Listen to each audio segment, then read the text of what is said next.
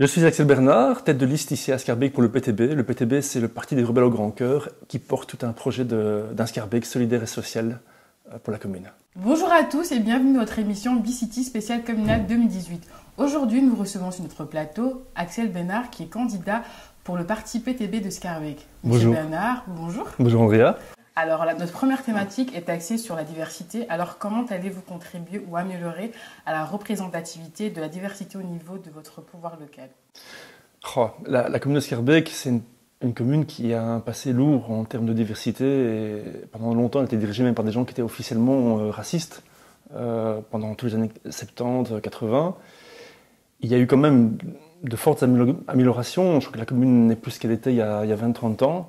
Mais néanmoins, il y a encore beaucoup de combats sur le thème de la diversité. Et je vais vous donner 3 exemples qui me tiennent fortement à cœur. La première chose, c'est que pendant l'année 2015, l'Académie de musique de Schaerbeek a voulu faire un règlement d'ordre intérieur qui interdisait à toutes les personnes qui sont élèves dans l'académie, les professeurs qui donnent cours à l'Académie de musique, mais y compris les parents qui accompagnent les élèves, de porter le foulard dans l'académie. Et donc ça veut dire qu'on excluait officiellement toute une série de personnes sur base d'une conviction religieuse. On les excluait du droit de pouvoir jouer au piano, jouer un violon et compagnie. Et c'est quelque chose qui m'a profondément choqué. Et je me dis, si on commence à exclure des jeunes filles parce qu'elles portent le foulard alors qu'elles ont 6, 7, 8, 9 ans, comment pouvons-nous promouvoir une société diverse où tout le monde a chacun à sa place? Un autre exemple qui me tient fortement à cœur, c'est qu'aujourd'hui, au cimetière de Schaerbeek, on est en train de créer des barrières dans le cimetière entre les morts qui sont catholiques ou sont en religion et les gens qui sont musulmans. On crée une barrière dégoûtante, moche, horrible, uniquement pour séparer les morts, parce qu'on ne veut absolument pas mélanger les gens qui viennent rendre visite à leurs proches décédés. Et alors un troisième exemple qui tient fortement à cœur, la commune de Schaerbeek, c'est des boulevards très connus, le boulevard Riers, le boulevard Lambermont, le boulevard Waïs. Le boulevard Lambermont, le boulevard Waïs, ce sont des boulevards qui portent le nom de colons, de généraux de l'armée belge qui ont colonisé l'Afrique, qui ont colonisé le Congo et qui sont responsables en tant que personnes de beaucoup de morts, vraiment de beaucoup de morts. C'est le génocide commis par la Belgique lorsqu'ils ont colonisé le Congo. Et je trouve qu'il y a aujourd'hui un problème de maintenir le nom de Lambermont, boulevard Lambermont, le nom de Waïs, au nom de Waïs, et qu'il faudrait décoloniser les noms de rue. Et ce serait un bel hommage pour mettre fin à la colonisation et pour rendre un hommage à toutes les victimes de la colonisation belge.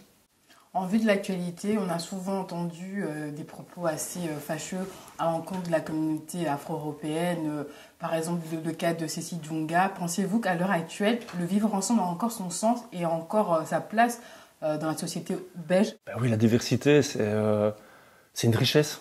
Donc c'est une richesse et je crois qu'on a tous à apprendre des cultures des autres, des points forts des autres. Et je pense qu'il y a moyen de créer une société où chacun amène du mieux à chacun. Mais pour l'instant, je trouve que les pouvoirs publics ne sont pas spécialement exemplaires là-dessus. Alors, on en vient à notre deuxième thématique qui concerne le logement. On sait que Schaerbeek est une commune assez multiculturelle et assez dense en termes de population. Tout à fait. Alors, comment la commune va-t-elle continuer à produire du logement de qualité pour sa population? C'est un vaste enjeu, je pense, parce que si on laisse les choses aller pour l'instant, on va avoir une situation où se loger deviendra impossible. Et où, pour pouvoir trouver un logement d'une ou 2 places, il faudra payer jusqu'à 1 000 €. Donc on est en train d'arriver à une véritable situation de crise du logement où des gens sont sur liste d'attente, près de 44 000 familles sur liste d'attente à Bruxelles. Et donc je pense qu'il faut une rupture. Et la rupture, je la vois comme ça, c'est assez simple. Il y a aujourd'hui toute une série de terrains sur lesquels on peut construire du logement. Est-ce que ce sera du logement de luxe pour répondre à une petite minorité qui peut très bien se payer du logement? Ou bien est-ce qu'on va y construire du logement public bon marché pour enfin offrir des logements accessibles à toutes les familles qui en ont besoin? Et il y a une vraie lutte entre une lutte de classe, je vais même appeler ça. C'est une lutte entre est-ce que les pouvoirs publics vont reprendre les terrains, vont reprendre la politique de logement pour répondre à la crise du logement, ou bien on va le laisser faire le marché avec l'offre et la demande, avec le fait qu'on ne construit du logement que par des promoteurs immobiliers qui ne sont intéressés que par une seule chose, c'est faire du profit. Donc quel programme le PTB propose pour lutter contre les loyers abusifs? À côté du volet qu'il faut beaucoup plus de logements publics bon marché, je pense qu'il faut aujourd'hui encadrer les loyers. Donc il y a eu toute une discussion au Parlement régional bruxellois pour savoir s'il ne fallait pas une grille des loyers. Donc une grille des loyers, c'est assez simple, c'est à telle qualité de logement, on paye tel loyer. S'il y a 2 chambres, c'est 600 €. S'il y a 3 chambres, c'est 700 € et compagnie. Donc c'est une grille assez claire, objective, dans laquelle les propriétaires savent quel loyer ils peuvent demander à leurs locataires. Cette grille des loyers, elle est sympa, mais pour aujourd'hui, elle n'est pas contraignante. Alors, comment le PTB compte améliorer la qualité de la vie de ces Scarbecois? On a un projet fou, qui n'est pas tellement fou que ça. C'est un projet d'avoir une maison médicale par quartier à Schaerbeek. Et alors, on aimerait bien que ces maisons médicales soient aussi un lieu de vie, un lieu où on permet de rencontrer un psychologue, un assistant social, qui peut y avoir des activités collectives par quartier, des cours de gym collectifs et compagnie. C'est un projet fort. Pour l'instant, il y a 17 maisons médicales sur Schaerbeek. On en aimerait qu'il y en ait pour chaque quartier. Il en faudrait 45. Donc il y a un petit chemin à faire pour qu'on passe de 17 à 45. Mais c'est un beau projet et je pense que ça donnera beaucoup d'oxygène, à la fois pour le portefeuille, mais aussi pour la santé des habitants. Qui dit Schaerbeek dit le parc Josaphat, qui est le poumon vert de Schaerbeek. Tout à fait. Alors, que comptez-vous, que compte faire le PTB pour conserver justement ces espaces verts qui sont cruciaux pour la commune de Schaerbeek? Pour l'instant, il faut même les étendre, les espaces verts, parce qu'ils sont assez inégalement répartis sur le territoire. Donc il y a ce poumon vert qui est dans le haut de Schaerbeek, mais dans le bas de Schaerbeek, il y a un problème criant de manque d'espaces verts, et de manque d'espaces récréatifs pour les enfants.